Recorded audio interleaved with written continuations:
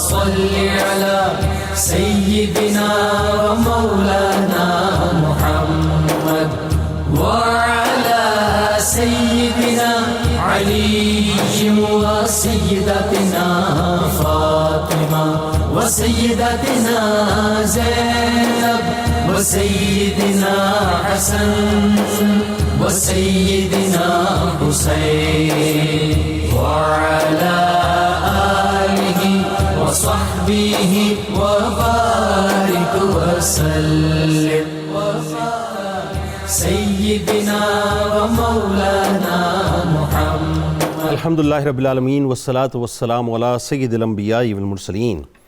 اللہم صلی علی سیدنا و مولانا محمد وعلی آلہ واصحابہ وبارک وسلم وصلی علیہ. دنیا کے تمام دیکھنے والوں، تمام چاہنے والوں، تمام پیار کرنے والوں کو، اور جہاں جہاں تک میری آواز کو سنا اور مجھے دیکھا جا رہا ہے، جنید اقبال کی جانب سے انتہائی محبت کے ساتھ السلام علیکم. سب سے پہلے تو ناظرین کرام، میں آپ کو پر نور صبح کے موقع پر صبح نور میں خوش آمدید کہتا ہوں، اور آج مبارکباد پیش کرتا ہوں جہاں جہاں تک میری آواز کو سنا جا رہا ہے، بلکہ پوری کائنات کو، کہ آج بڑی 11ویں شریف ہے. آپ تمام لوگوں کو جنید اقبال کی جانب سے دل کی عطا گہرائیوں سے بہت بہت مبارکباد. آئیے جناب، آغاز کرتے ہیں حضرت ابو انیس محمد برکت علی علیہ رحمہ کی تالیف اسماء النبی الکریم صلی اللہ علیہ وآلہ وسلم سے. رسول اللہ صلی اللہ علیہ وآلہ وسلم کا ایک اسم مبارک سیدنا المبعوث بالرحمہ صلی اللہ علیہ وآلہ وسلم، ہمارے سردار رحمت کے ساتھ مبعوث فرمائے گئے. درود و سلام بھیجے اللہ آپ صلی اللہ علیہ وآلہ وسلم اور آپ صلی اللہ علیہ وآلہ وسلم کے آل پاک اور صحابہ کرام رضوان اللہ تعالیٰ علیہم اجمعین پر. حضرت ابو ایوب انصاری رضی اللہ تعالیٰ عنہ سے مروی ایک شخص رسول اللہ صلی اللہ علیہ وآلہ وسلم کی خدمت اقدس میں حاضر ہو کر عرض کرنے لگا کہ یا رسول اللہ صلی اللہ علیہ وآلہ وسلم، مجھے کوئی ایسا کام بتائیے جو مجھے جنت کے قریب اور جہنم سے دور کر دے. آپ صلی اللہ علیہ وآلہ وسلم نے فرمایا کہ تم صرف اللہ تعالیٰ کی عبادت کرو اور کسی کو اس کا شریک نہ ٹھہراؤ، نماز قائم کرو اور زکوٰۃ ادا کرو اور رشتہ داروں کے ساتھ صلہ رحمی کرو. جب وہ واپس چلا گیا ناظرین، تو آپ صلی اللہ علیہ وآلہ وسلم نے فرمایا کہ اگر یہ شخص ان باتوں پر عمل پیرا ہوا جن کا اسے حکم دیا گیا ہے تو ضرور جنت میں داخل ہو جائے گا. ناظرین کرام، حضور غوث العظم، غوث الثقلین، امام النقا، تاج الاصفیاء، رہبر شریعت و طریقت، ناصر سنت، سید الزاہدین، رہبر عابدین، کتب الاقطاب، ذو البیانین واللسانین، کریم الجدین والطرفین، صاحب البرہانین والسلطانین، امام الفریقین والطریقین، ذو السراجین والمنہاجین، محی الدین، محبوب سبحانی، کتب ربانی، غوث سمدانی، شہباز لامکانی، حضرت شیخ عبد القادر جیلانی رضی اللہ تعالیٰ عنہ کی آج 11ویں شریف ناظرین. ظاہر ہے یہ موقع ایسا ہے ناظرین کہ آج ایک تو بڑی خصوصی ٹرانسمیشن انشاءاللہ ہوگی اور خصوصی باتیں ہوں گی، خصوصی شخصیات ہوں گی. میں ایک طالب علم کی حیثیت سے کچھ اپنا ایسا حصہ ڈالنا چاہتا ہوں کہ وہ مقبول بارگاہ ہو جائے. مسئلہ یہ ناظرین کہ جن کی ولادت سے قبل اولیاء عظام نے ایک کتب زماں کی ولادت کی خوشخبری دی ہو، جن کی بشارت خود رسول اللہ صلی اللہ علیہ وآلہ وسلم نے فرمائی ہو، جس سال حضور غوث اعظم رضی اللہ تعالیٰ عنہ کی ولادت ہوئی ہو تو آپ کی برکت سے اس سال جیلان شریف میں 1100 بچے، وہ بھی سب کے سب لڑکے پیدا ہوئے ہوں. حضور غوث پاک وہ ہستی ہیں ناظرین کہ جنہوں نے ولادت کے بعد رمضان المبارک میں اپنی والدہ ماجدہ کا دودھ نہیں پیا. عالم یہ تھا کہ جب آپ 5 برس کے ہوئے اور جب آپ کو مدرسے میں داخل کیا گیا اور جس وقت قاری صاحب نے یہ فرمایا کہ بسم اللہ الرحمن الرحیم پڑھو تو آپ نے 18 پارے پڑھ دیے. جب پوچھا گیا کہ یہ کیسے آپ کو یاد، تو آپ نے فرمایا میں نے اپنی ماں کے بطن سے 18 پارے یاد کیے ہیں. جن کا مقام یہ ہو ناظرین کہ 10 برس میں ان کو ان کی ولایت کے بارے میں بتا دیا جائے کہ جس وقت مدرسے کی جانب جاتے ہوں تو فرشتے ان کے راستے کو چھوڑ دیا کرتے ہوں اور مبارک ہو اس کا آنا یہ کہہ کر پکارتے ہوں. اور عالم یہ ہو ناظرین کہ جن کے مقام ولایت میں حضرت شیخ احمد کبیر رفاعی رحمۃ اللہ علیہ فرماتے ہیں کہ شیخ عبد القادر جیلانی رضی اللہ تعالیٰ عنہ اس ذات کا نام ہے جس کے ایک ہاتھ میں شریعت کا سمندر موجزن ہے اور دوسرے ہاتھ میں طریقت کا سمندر مکمل طور پہ سند کے ساتھ رواں ہے. حضور غوث العظم دستگیر حضرت شیخ عبد القادر جیلانی ناظرین وہ ہستی ہیں کہ 40 سال تک عشاء کے وضو سے آپ نے فجر کی نماز ادا کی، 40 برس تک، اور عالم یہ ہے کہ آپ کا یہ معمول تھا کہ ہر رات ایک قرآن پاک آپ ختم فرماتے تھے اور 1000 نوافل ادا کرتے تھے۔ اور کیوں نہ ہو ناظرین، مقام ذرا سوچیے تو صحیح کہ بالواسطہ اور بلا واسطہ فیض کس کا مل رہا ہے۔ میں نے ایک پروگرام میں پچھلے بات کی تھی کہ جن کو رسول اللہ صلی اللہ علیہ وآلہ وسلم خود خواب میں تشریف لا کر اپنا لعاب دہان مبارک پلائیں ناظرین، اور ایک مرتبہ نہیں بلکہ 7 مرتبہ پلائیں، اور دوسری رات مولا کائنات مولا علی کرم اللہ وجہ الکریم اپنا لعاب دہان مبارک پلائیں اور ایک مرتبہ نہیں بلکہ 6 مرتبہ پلائیں، تو سوچئے کہ میں اگر یہ جملہ ادا کروں تو غلط نہ ہوگا کہ جن کا علمی مقام رسول اللہ صلی اللہ علیہ وآلہ وسلم کے لعاب دہان مبارک اور مولا کائنات کے لعاب دہان مبارک سے سینچا گیا ہو، جن کا روحانی مقام رسول کریم صلی اللہ علیہ وآلہ وسلم کے لعاب دہن مبارک اور مولا کائنات کے لعاب دہن مبارک سے سینچا گیا ہو ناظرین، تو ان کا مقام اور مرتبہ کیا ہوگا؟ اللہم صلی علی سیدنا و مولانا محمد وعلی سیدنا علی و سیدتنا فاطمہ و سیدتنا زینب و سیدنا حسن و سیدنا حسین وعلی آلہ وصحبہ وبارک وسلم۔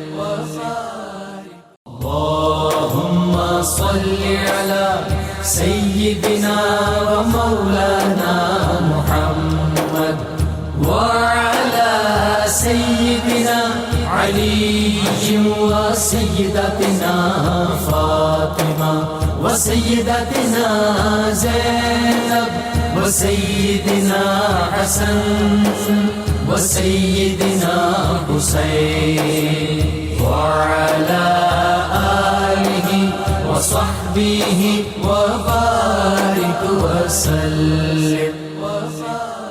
علامہ صاحب، آپ سے سب سے پہلے جو بنیادی بات میں چاہتا ہوں تاکہ اس پہ تھوڑا سا ہم گفتگو کر لیں کہ 11ویں شریف کا جو پس منظر ہے اور اس کی جو شرعی حیثیت ہے، بہت سے لوگ اس وقت دنیا میں اس لفظ 11ویں شریف کو سنتے ہیں، وہ چاہتے ہیں کسی طرح تشریح ہو جائے کہ بنیادی طور پہ یہ ہے کیا اور اس کی شرعی حیثیت کیا ہے۔ جی، بسم اللہ الرحمن الرحیم، الحمدللہ رب العالمین والصلاة والسلام علی اشرف الانبیاء والمرسلین وعلی آلہ وصحبہ اجمعین۔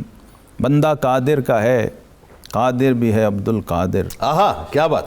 بندہ قادر کا ہے، قادر بھی ہے عبد القادر، سر باطن بھی ہے، ظاہر بھی ہے عبد بھائی القادر، کیا کہنے، واہ واہ! اور مفتی شرع بھی ہے، قاضی ملت بھی ہے، آہا، مفتی شرع بھی ہے، قاضی ملت بھی ہے، علم اسرار سے ماہر بھی ہے عبد القادر۔ آہا، سبحان اللہ سبحان اللہ! یہ کیا بات! کہنے والے خود امام وقت ہیں، آہا، اعلیٰ حضرت امام احمد رضا فاضل بریلوی رحمۃ اللہ تعالیٰ علیہ بارگاہ غوثیت میں اپنا ہدیہ عقیدت پیش کرتے ہیں اور پھر کہتے ہیں کہ تیرے جد کی ہے 12ویں غوث اعظم، تیرے جد کی ہے 12ویں غوث اعظم، تجھے حق نے دی 11ویں غوث اعظم۔ آہا ہا ہا، سبحان اللہ سبحان! تو اس کو یازدہم شریف بھی کہا جاتا ہے۔ سینٹرل ایشیا اور جو ہمارے پرشین علاقے ہیں وہاں کہتے ہیں یازدہم شریف، 11ویں شریف، کیونکہ غوث پاک خود مادری طور پہ فارسی بولنے والی شخصیت تھے، آپ کے والدین فارسی زبان بولتے تھے۔ ٹھیک، گیلان کا علاقہ جو ایران کے بارڈر پہ تھا وہاں فارسی بولی جاتی تھی۔ بعد ازاں جب آپ آئے عراق میں بغداد شریف میں تو یہاں کی عربی زبان اور عرب ماحول کے اندر آپ نے تعلیم حاصل کی، تو پھر باقی جو سارے کمالات تھے ان کا اظہار عربی لہجے میں فرمایا آپ نے، لیکن بنیادی طور پہ لہٰذا اس کے اثرات آپ دیکھتے ہیں کہ آپ کی اس 11ویں شریف کے اثرات عرب اور عجم دونوں میں پائے جاتے ہیں۔ ٹھیک، بالکل صحیح۔ عرب میں بھی 11ویں کا فیض پہنچا، عجم میں بھی 11ویں کا فیض پہنچا۔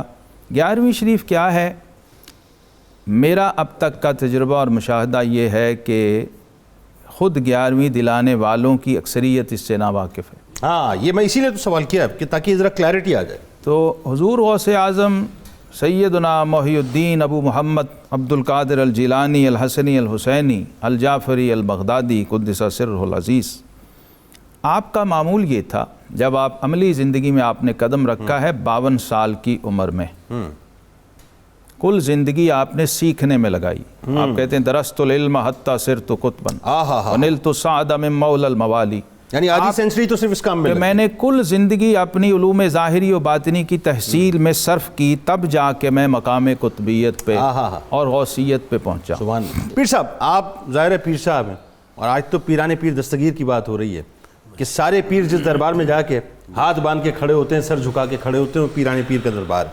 اچھا اب بات یہ ہے کہ جو آپ کا غوث اعظم کا جو خاندانی تعارف ہے یہ بڑا امپورٹنٹ ہے، ذرا لوگوں کو بتائیے کہ ایکچولی آپ کا جو خاندانی تعارف ہے وہ ہمیں کیا بتلا رہا ہے اور کیا خاندانی تعارف ہے؟ بسم اللہ الرحمن الرحیم۔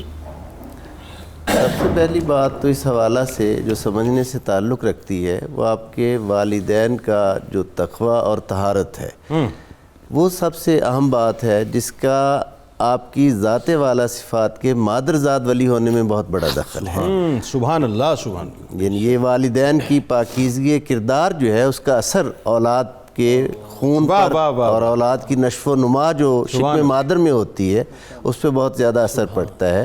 مشہور روایات کے مطابق آپ کے والد ماجد حضرت شیخ ابو صالح رحمۃ اللہ تعالی، جن کا لقب جنگی دوست تھا، جہاد سے شغف رغبت رکھتے تھے، اس وجہ سے آپ کی وہ ایک سفر میں جا رہے ہیں تو ایک طرف نہر کے کنارے بہتا ہوا پانی آ رہا ہے، اس میں سیب آ رہا ہے، بھوک کی وجہ سے سیب اٹھایا کھا لیا۔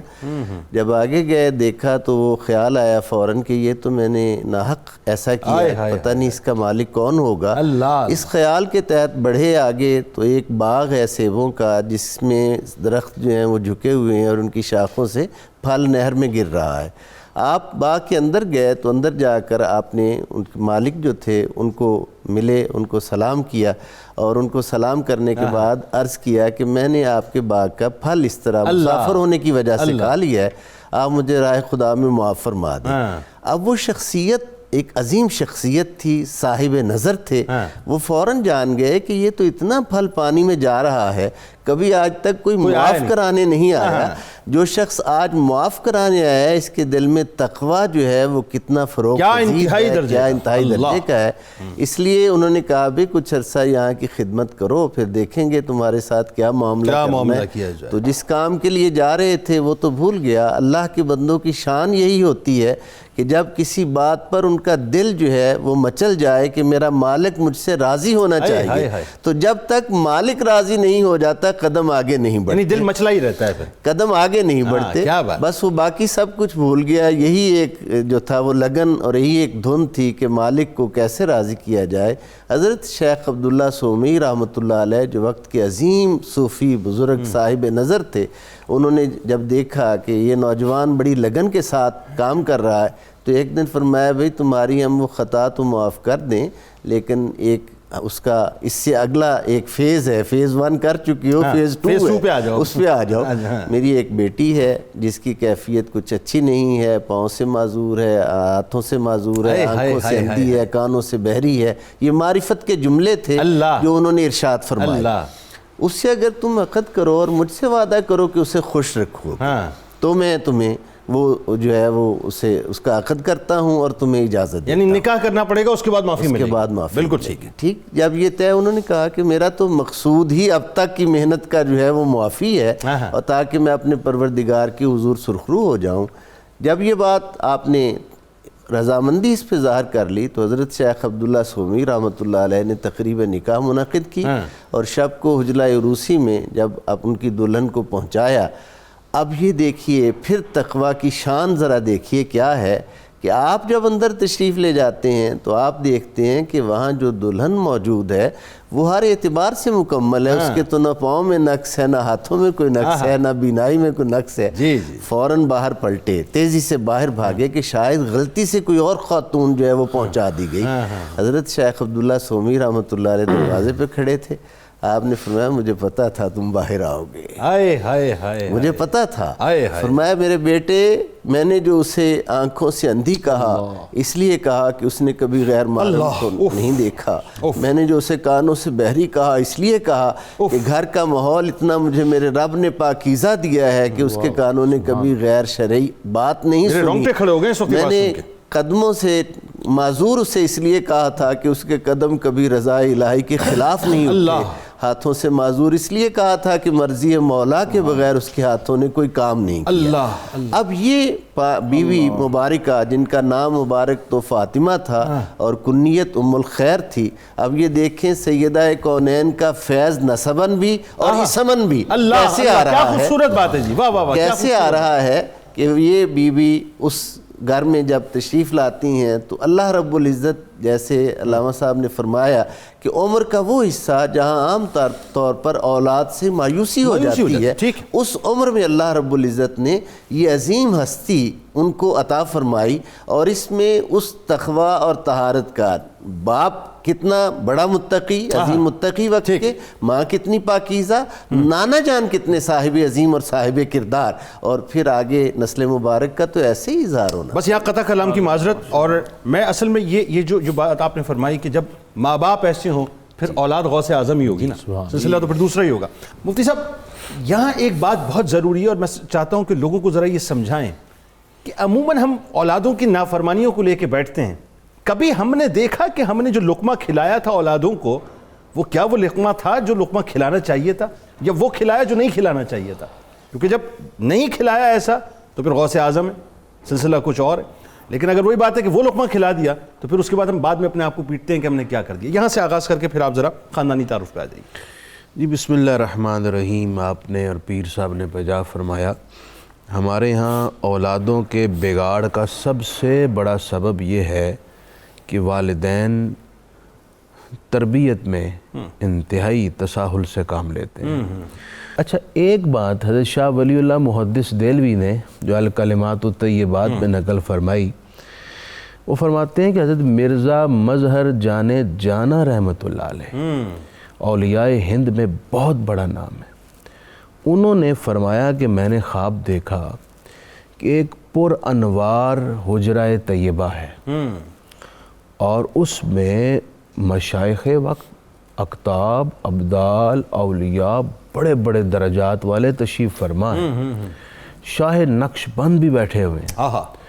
اچانک یہ سارے اٹھے دروازے کی طرف کسی کو ویلکم کرنے آئے، میں بھی کھڑا ہو گیا تو دیکھا کہ حضرت مولا کائنات حضرت سیدنا علی مرتضیٰ تشریف لائے، اور آپ کے ساتھ گلیم پوش حضرت ویسے کرنی بھی ہیں، اندر تشریف لائے تو وہاں محفل شروع ہو گئی۔ تو میں نے ایک صاحب جو ساتھ بیٹھے ہوئے تھے اللہ کے نیک بندے، ان سے پوچھا یہ آج سب یہاں کیوں جمع ہے؟ تو انہوں نے فرمایا آپ کو پتہ نہیں ہے، امروز عرس غوث الثقلین است، آج غوث اعظم شیخ عبد القادر جیلانی کی 11ویں شریف ہے، جس میں یہ سارے تشریف لائے ہوئے۔ ٹھیک ہو، یہ شاہ ولی اللہ صاحب نے لکھا ہے۔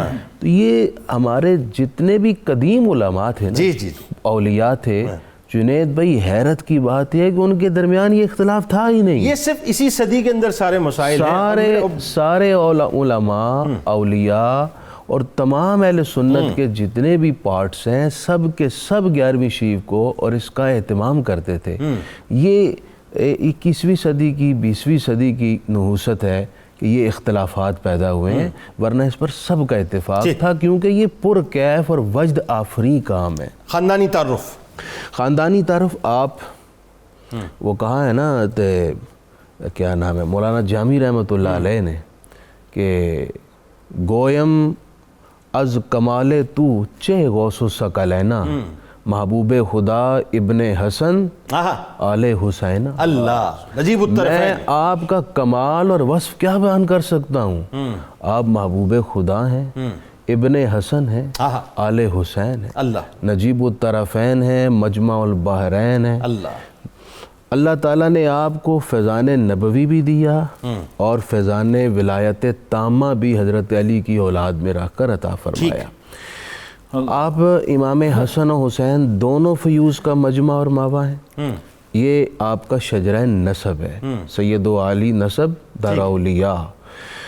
اور اگر آپ کو طریقت کے شجرہ کے حوالے سے دیکھا جائے تو 2 نسبتوں سے آپ کا شجرہ طریقت حضرت مولا کائنات تک پہنچتا ہے۔ ٹھیک ہے، حضرت شیخ معروف کرخی تک تو ایک ہی شجرہ ہے، اس کے آگے اب 2 برانچز بن جاتی ہیں۔ ایک حضرت امام علی رضا ان کے والد امام موسیٰ کاظم امام جعفر صادق کے توسط سے، اور دوسری طرف حضرت شیخ معروف کرخی مرید حضرت داؤد طائی کے، وہ حضرت حبیب اجمی کے، وہ حضرت خواجہ حسن بصری کے، اور وہ حضرت مولا کائنات حضرت علی مرزا سے فیض لے۔ کلیئر ہو گیا، بالکل ٹھیک ہے۔ مفتی صاحب آپ سے اب ایک سوال جو ہے اب اسی سے ریلیونٹ چونکہ بات چل رہی ہے، تربیت اور پرورش، وہی بات آ گئی کہ والدین ایسے ہوں، اب والدین ایسے ہیں، لقمہ حلال ہے، اب اس کے بعد اگلی ذمہ داری آ گئی تربیت اور پرورش کی۔ تربیت کیسے ہو رہی ہے غوث الاعظم کی کہ آج پوری دنیا جو ہے وہ بس آپ کا نام لے کے بس مر مٹنا چاہتی ہے آپ پر؟ بسم اللہ الرحمن الرحیم۔ دیکھیے اس میں علماء نے جو باتیں بیان کی، ایک تو ماں کی گود اور پھر وہاں جو تربیت پائی آپ نے، اس کا پہلا جو بڑا سبق نظر آیا آپ کی سیرت کا، وہ وہی ہے کہ جب آپ تعلیم حاصل کرنے کے لیے نکلتے ہیں تو راستے میں ڈاکو آ گئے، اور وہ سارا مشہور واقعہ ہے۔ اشارہ اس میں کیا ہے؟ ایک تو والدہ ماجدہ نے چلتے وقت آپ کو جو رقم دی تھی وہ سی دی، ڈاکو تلاشی کے باوجود وہ ڈھونڈ نہیں سکے، لیکن جب پوچھا کہ آپ کے پاس کچھ ہے تو آپ نے بتا دیا۔ اچھا، اس کا مطلب کیا ہے کہ آپ نے جھوٹ نہیں بولا، حالانکہ یہ اضطراری کیفیت تھی، اس وقت اپنا مال بچانے کے لیے جھوٹ بولا بھی جا سکتا تھا، شریعت اس پہ مؤاخذہ نہیں کرتی، لیکن آپ کی تربیت کا یہ اثر تھا کہ آپ نے جھوٹ نہیں بولا۔ اچھا، بتا دیا۔ اچھا، انہوں نے سمجھا کہ بچہ ویسے کہہ رہا ہے، ہم نے تو ہر جیب تلاش کر لی، اس میں کچھ بھی نہیں نکلا۔ پھر لے گئے سردار کے پاس، آپ کا دعویٰ یہی تھا کہ میرے پاس پیسے ہیں، وہ کہتے جی اس کے پاس کچھ نہیں، اس کی ہم نے گٹھڑی بھی ساری کھول کے دیکھ لی ہے، جیبیں بھی چیک کر لی ہیں، کچھ بھی نہیں ہے۔ اس نے کہا کہاں ہے؟ تو آپ نے وہ قمیض کا پہلو الٹ کے جب دکھایا تو اس میں وہ 40 درہم جو تھے وہ سیے ہوئے تھے۔ اب وہاں بھی اس نے یہی سوال کیا تھا کہ تم تو اپنے بچا سکتے تھے، تم نے بچائے کیوں نہیں؟ کہا کہ میری ماں نے مجھے سمجھایا یہ تھا کہ حالات جیسے بھی ہوں جھوٹ نہیں بولنا، جھوٹ نہ بولنا۔ اب دیکھیے، ماں نے صرف سمجھایا نہیں ہے، ماں نے زندگی بھر سچ بول کے دکھایا ہے۔ ہمارے یہاں کیا ہوتا ہے، ہماری تو اولاد کی پرورش ہی ہم ہر بات میں جھوٹ سے کرتے ہیں۔ ایک سوال ہے، اس کی وضاحت فرما دیجئے۔ 18 برس ایکچولی ایک ٹین ایج ہوتی ہے نارملی، اس دور کی اگر میں بات کروں تو آپ کو پتہ ہے بڑے ہم جو ہے اپنے بچوں پر بڑی گہری نگاہ رکھتے ہیں کہ یہ ایج ایسی ہے کہ اس سے بچے نکل جائیں، 20 کراس کر لیں، پھر اس کے بعد ہم سکون میں آ جاتے ہیں کہ ہاں اب ان کی پلانٹیشن صحیح ہو گئی ہے۔ 18 برس میں آپ ظاہر ہے ایک آپ کو انٹیوشن ملتی ہے، اور آپ پھر جو ہے تحصیل علم کے لیے آگے بڑھتے ہیں، اور ماں ان کو چھوڑ دیتی ہیں، اب آپ اکیلے تنہا ہیں۔ کیسی تربیت ہے اور کیسی پرورش اور کتنی گرپ ہے والدین کی، دیکھیں کہ ان کو پتہ ہے ڈیویٹ نہیں کریں گے۔ ہاں، اس میں ایک چیز یہ بھی ہے کہ آپ کی جو پچھلا 18 برس سے پیچھے کا ٹائم ہے، اس میں کچھ غیبی اشارے بھی شامل ہیں۔ مثلا آپ جاتے ہیں ایک بیل کے پیچھے، تو بیل پیچھے مڑ کے کلام کرتا ہے کہ آپ اس کام کے لیے تو پیدا نہیں کیے گئے، آپ کا یہ منصب نہیں ہے کہ آپ بیلوں کے پیچھے پھریں۔ اس بات کو لے کے آتے ہیں، گھر کی چھت پہ چڑھتے ہیں، تو وہی میدان جہاں کچھ بھی نہیں تھا ہوتا، لوگ بچے کھیلتے تھے، آج وہاں حج ہو رہا ہے، لوگ حج کرتے نظر آ رہے ہیں سارے۔ تو یہ سارے غیبی اشارے بھی اس لیے تھے کہ آپ مادرزاد ولی تھے، اور یہاں اشارہ ہمیں یہ بھی ہے کہ پیدائشی ولی ہونے کے باوجود بھی آپ یہ کہتے ہیں کہ درست العلم حتی صرت قطبہ، پتہ چلا علم دین پڑھے بغیر گزارا نہیں ہے، قطبیت کے مقام تک تو تبھی پہنچے ہیں کہ حالانکہ آپ ولی تو پہلے بھی تھے۔ تو دین کا علم پڑھنا اتنا ضروری ہے۔ آج لوگ کہتے ہیں جی کوئی ضرورت نہیں ہے، ہمیں تو سب کچھ حاصل ہو گیا، ہم نے تو ایک سجدے میں پڑھ کے سب کچھ لے لیا ہے۔ غوث پاک کو تو نہیں ایسے ملا، انہوں نے تو ہمیں بتایا کہ بھائی اس کے لیے صعوبتیں اٹھانی پڑتی ہیں، تکلیفیں برداشت کرنی پڑتی ہیں، مشکلات سے گزرنا پڑتا ہے، تب جا کے یہ مقام ملتے ہیں۔ اللہم صلی علی سیدنا و مولانا محمد وعلی سیدنا علی و سیدتنا فاطمہ و سیدتنا زینب و سیدنا حسن و سیدنا حسین وعلی آلہ و صحبہ و بارک وسلم۔ اللہم صلی علی سیدنا و مولانا محمد وعلی سیدنا علی و سیدتنا فاطمہ و سیدتنا زینب و سیدنا حسن و سیدنا حسین وعلی آلہ وصحبه وبارك وسلم. علامہ صاحب گزارش کروں گا کہ آپ کوئی ایسا کلام جو آپ کے دل کو بڑا چھوتا ہو اگر وہ سنا دیں. میں اپنا کلام پیش کر رہا ہوں بارگاہ غوثیت میں. سبحان اللہ. ایک فارسی ربائی ہے جی جی مفتی صاحب. اے عاشق مستانہ عبد القادر، اے عاشق مستانہ عبد القادر، میں نوش ز پیمانہ عبد القادر. اللہ اللہ. میں نوش ز پیمانہ عبد القادر، احوال تو فرزانگی آموز جہاں بات، احوال تو فرزانگی آموز جہاں بات، اے دل شدی دیوانہ عبد القادر. اور منقبت ہے کہ زمیں کیا آسماں بھر میں ہے چرچا غوث اعظم کا، زمیں کیا آسماں بھر میں ہے چرچا غوث اعظم کا، لگائیں کان جس جانب شہرا غوث اعظم کا. اور کمالات ولایت میں شہ بغداد لاسانی، اللہ. کمالات ولایت میں شہ بغداد لاسانی، بلندی پر رہا پرچم ہمیشہ غوث اعظم کا. کرامات و تصرف میں عجب قدرت ملی ان کو، کرامات و تصرف میں عجب قدرت ملی ان کو، ہر ایک انداز ہے بے شک نرالا غوث اعظم کا. اور طریقت میں اگر اپنی کبھی پرواز رک جائے، طریقت میں اگر اپنی کبھی پرواز رک جائے، وظیفہ ہم کیا کرتے ہیں بس یا غوث اعظم، وظیفہ ہم کیا کرتے ہیں بس یا غوث اعظم کا.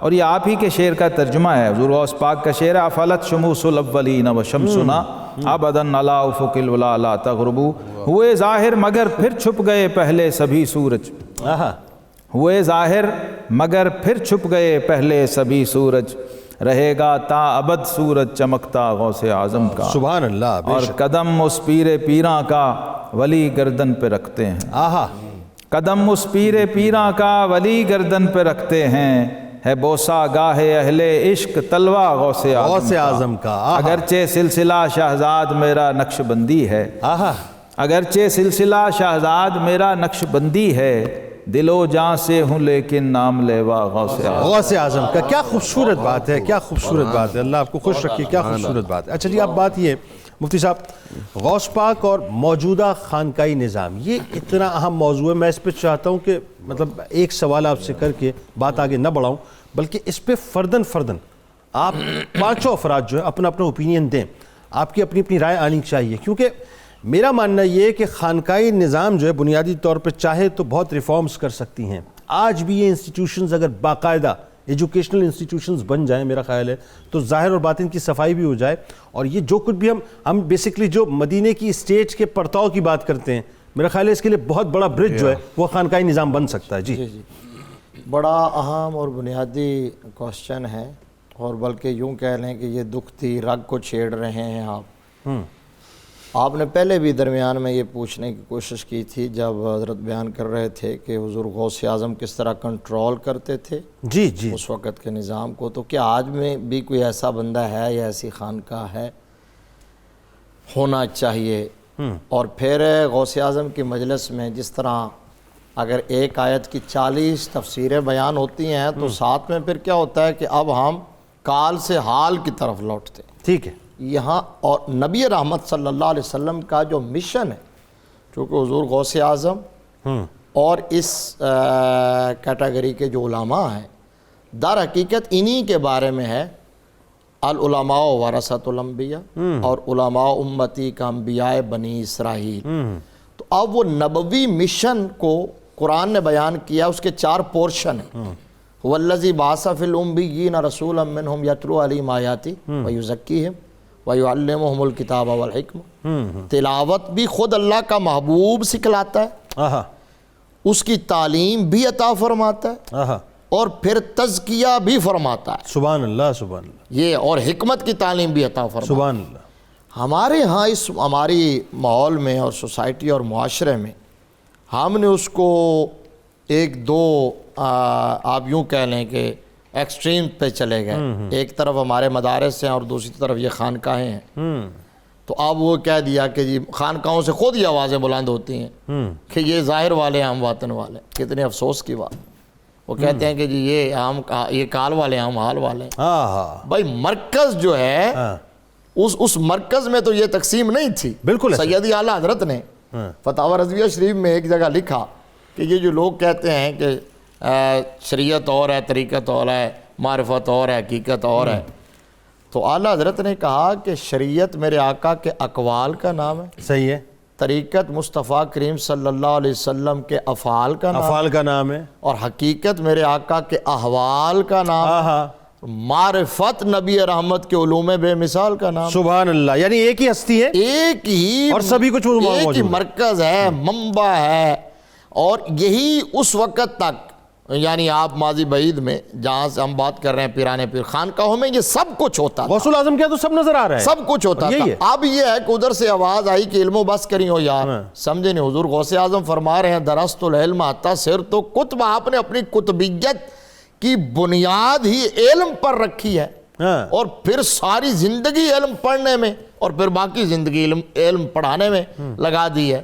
اب سوال یہ ہے کہ جو کردار، چونکہ آپ ظاہر ڈائریکٹلی آپ سے اس لیے سوال ہے کہ آپ اس سے متعلق ہیں، آپ بالکل کلیئرلی کیٹیگوریکل بتائیے کہ اللہ ماشاءاللہ آپ نے فرمایا ٹھیک ہے، کیا خانقاہیں وہ کردار ادا کر رہی ہیں جو کردار حضور غوث الاعظم دستگیر حضرت شیخ عبد القادر جیلانی رضی اللہ تعالیٰ عنہ کی خانقاہ کو سامنے رکھ کر کردار ادا کرنا چاہیے؟ میرے ذاتی خیال میں تو وہ کردار صبح نور ادا کر رہا ہے، خانقاہیں نہیں ادا کر رہی ہیں، اور خانقاہوں کو کرنا چاہیے، خانقاہوں کو کرنا چاہیے، کیونکہ خانقاہیں تو کردار سازی کا بنیادی ذریعہ ہے۔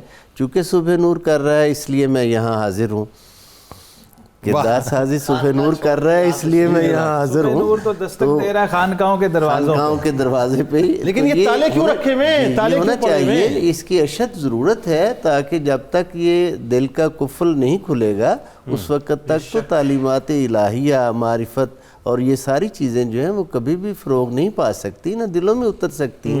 اب وہ خانقاہ کو انڈسٹری بنا لیا گیا نا جی، خانقاہ والی بات رہ نہیں گئی، اس کا مقصد ہی کچھ اور بن گیا نا جی، انڈسٹری بنا کے اس سے آمدن کے ذرائع جو ہے وہ بس حاصل کیے جاتے ہیں۔ اللہم صلی علی سیدنا و مولانا محمد وعلی سیدنا علی و سیدتنا فاطمہ و سیدتنا زینب و سیدنا حسن و سیدنا حسین وعلی آلہ و صحبہ و بارک وسلم۔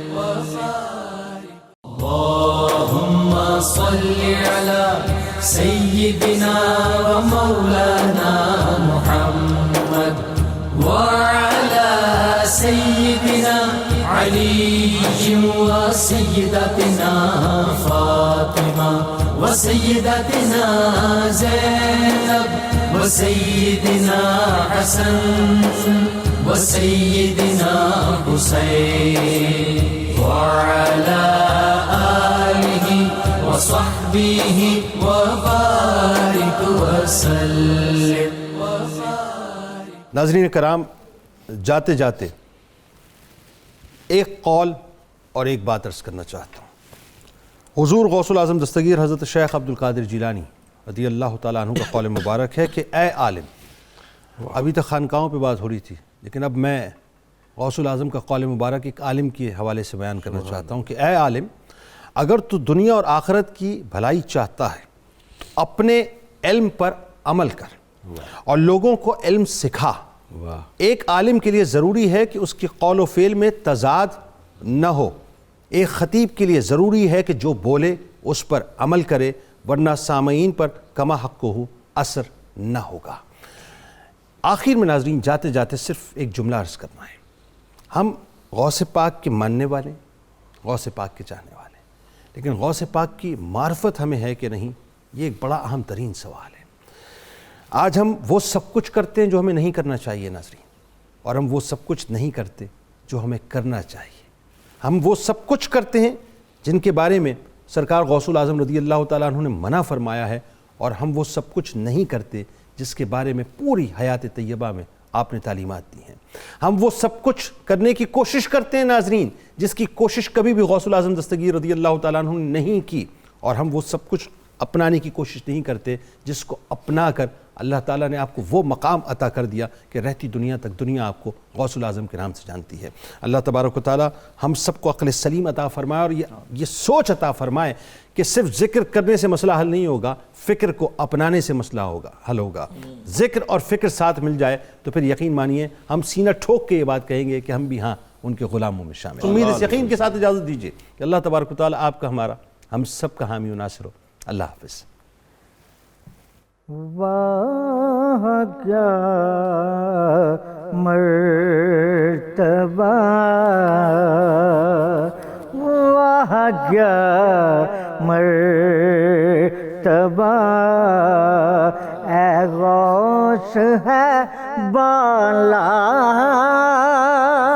تیرا، اونچے اونچوں کے سروں سے قدم اللہ تیرا، واہ کیا مرتبہ، سربلا کیا کوئی جانے کہ ہے کیسا تیرا، سربلا کیا کوئی جانے کہ ہے کیسا تیرا،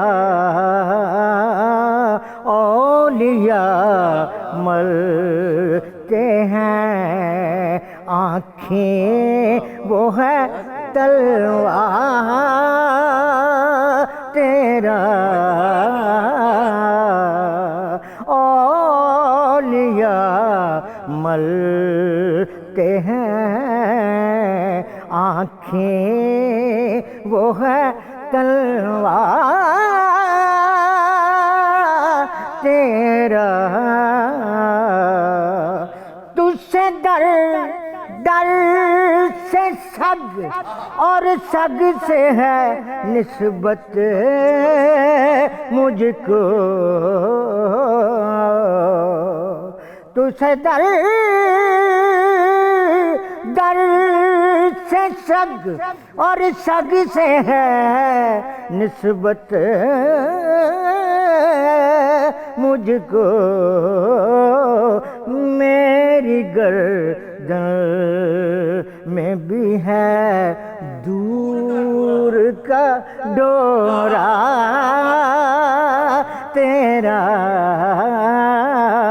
میری گردن میں بھی ہے دور کا ڈورا تیرا، واہ کیا مرتبہ، اے غوث ہے بالا تیرا، بد سہی چور سہی مجرموں ناکارہ سہی، اے وہ کیسا ہی سہی ہے تو کریمہ تیرا،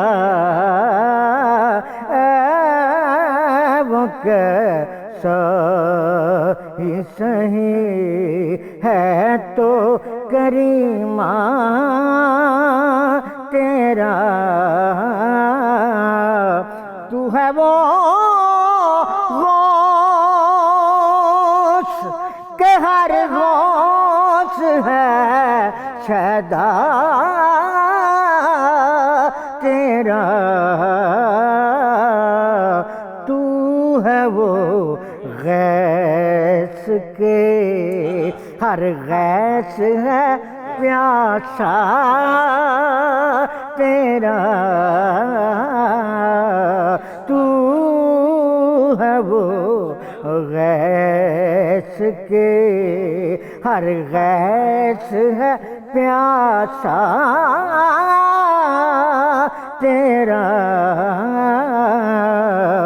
اس نشانی کے جو سگ ہیں نہیں مارے جاتے، اس نشانی کے جو سگ ہیں نہیں مارے جاتے، حشر تک میرے گلے میں رہے پٹا تیرا، واہ کیا مرتبہ اے غوث ہے بالا تیرا۔